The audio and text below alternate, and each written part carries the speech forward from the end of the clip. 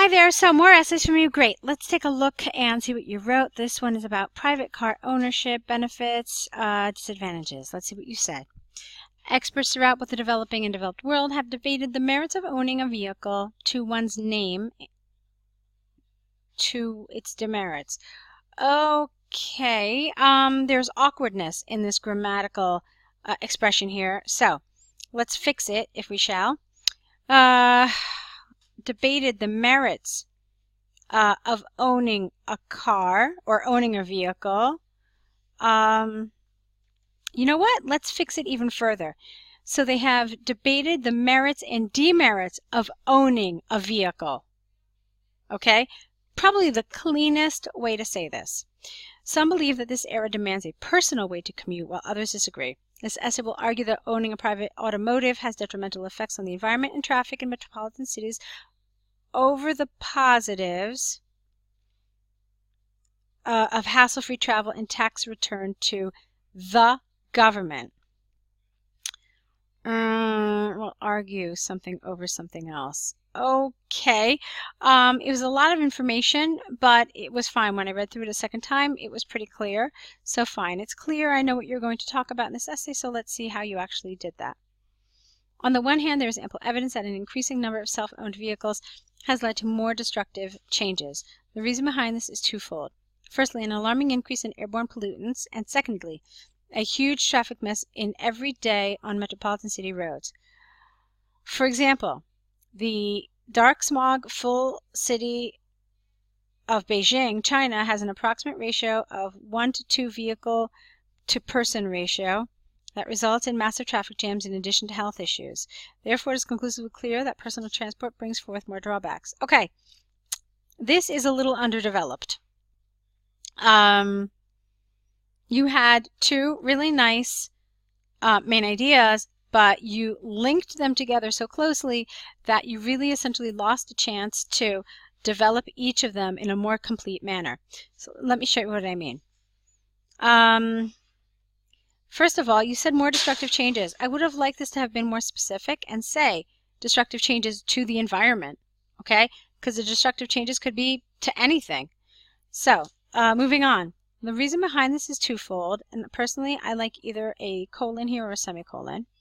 Firstly, an alarming increase in airborne pollutants has filled our cities due to the increase in private automobile usage.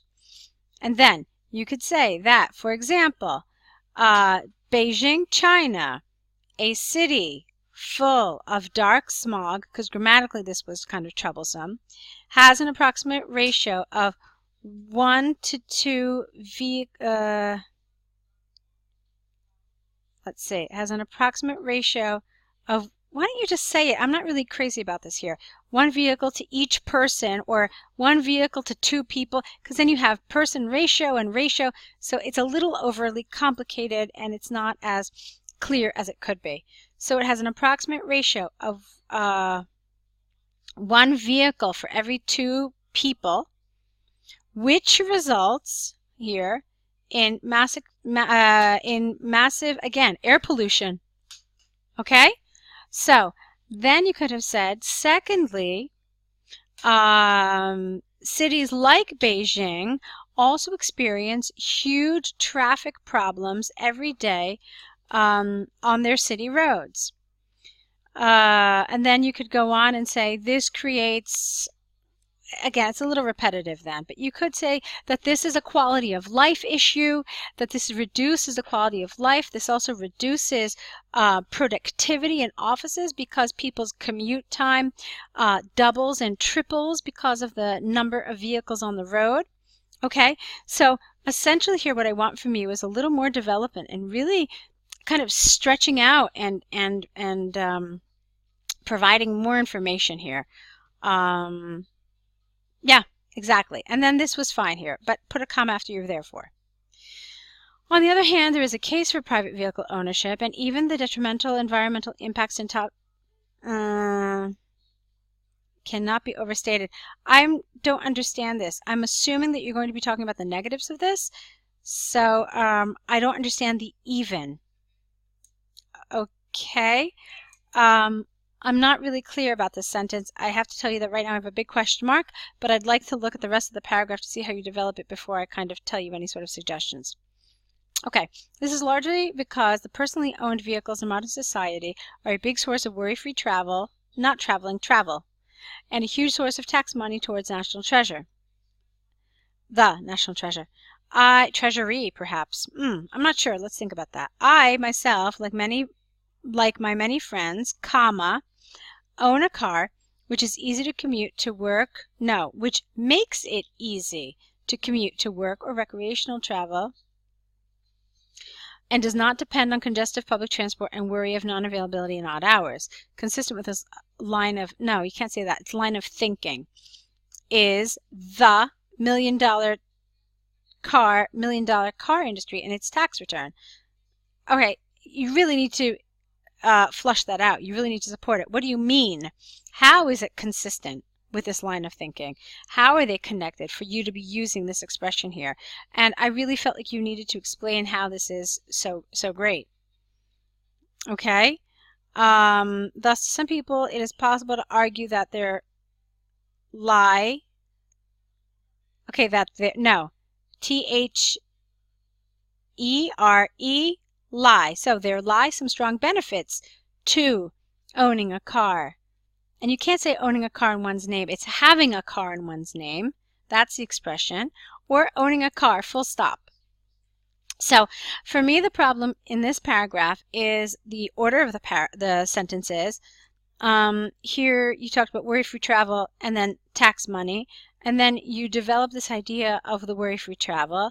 And then here you talked about the tax money, but you didn't really extend it. I was expecting you to. So the whole order of things is a little strange to me. So again, I would ask you to rephrase the way you do this. So basically, this is largely because personally owned vehicles in modern society are a big source of worry-free travel. I myself, like my many friends, own a private car, etc., etc., etc. And then you could say another benefit is the fact that privately owned vehicles are a huge source of tax money towards the national treasure. You could then, again, develop this, because this was essentially just a rephrasing of what you said up here, didn't provide me any additional information. So essentially what we have here is a twofold problem.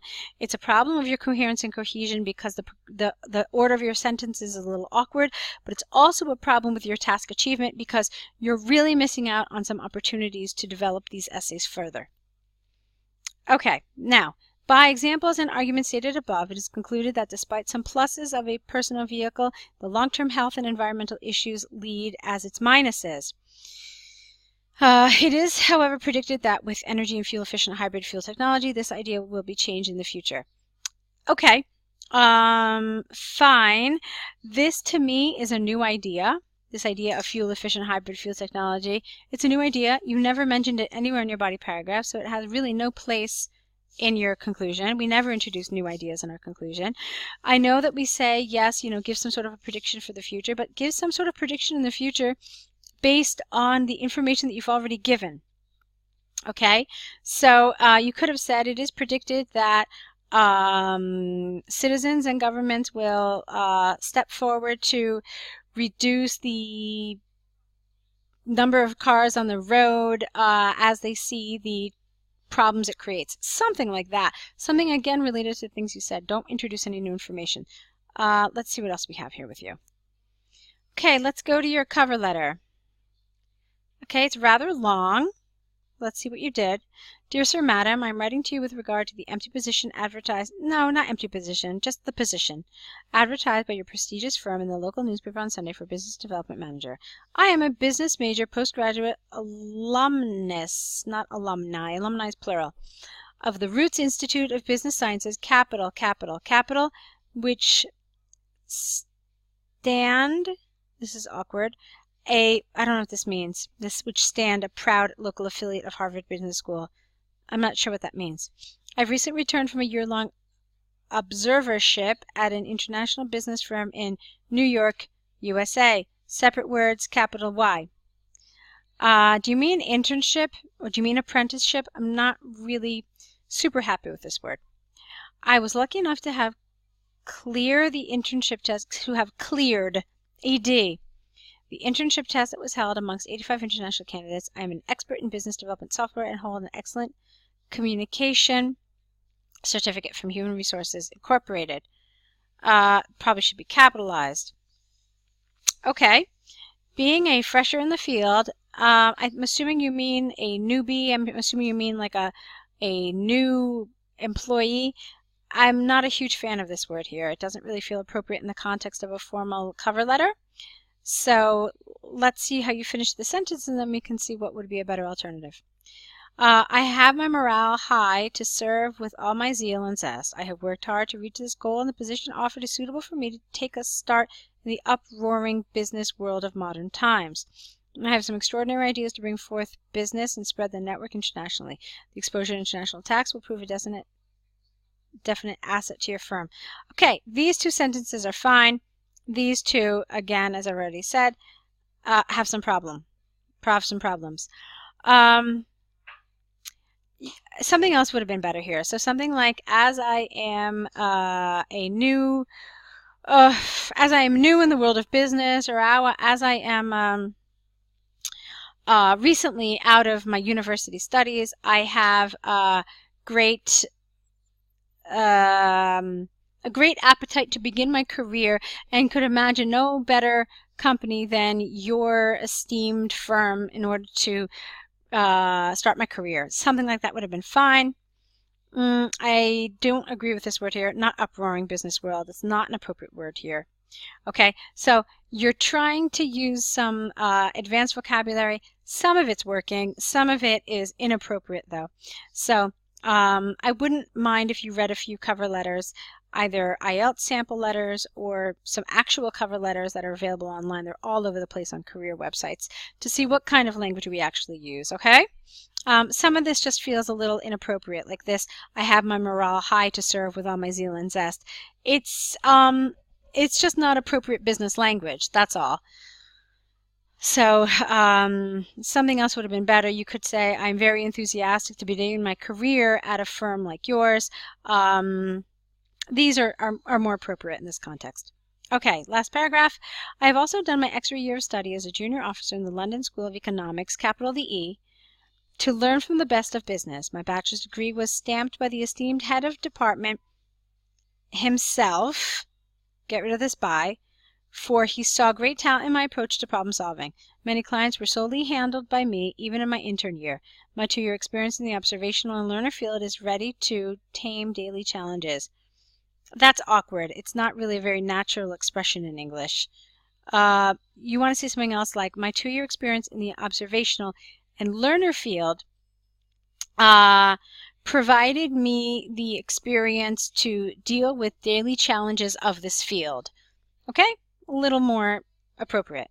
My resume is attached and further references can be provided upon request. I am looking forward to your prompt and positive response. Yours faithfully. All right, that part's fine. Okay, so there are some good elements here. There's some really nice things here, but unfortunately a lot of the language feels really not appropriate for this particular type of task, which is why I suggested take a look at some cover letters and see what kind of language, what kind of vocabulary we use. Go ahead and correct these. And again, I do recommend that you look at some to see what kind of words and phrases would have been more appropriate. Okay, good job though on the whole. A lot of the grammar was very good. You definitely developed it. You certainly extended each of the bullets, so well done there as well. Yeah, so I'd probably have to say that your task achievement is very good here. Your coherence and cohesion is good. For me, the biggest problem is probably the vocabulary. A lot of it felt a little inappropriate. All right, so go ahead and correct these, send them back, send your new set of essays, and we will wait to see you right next. Good luck.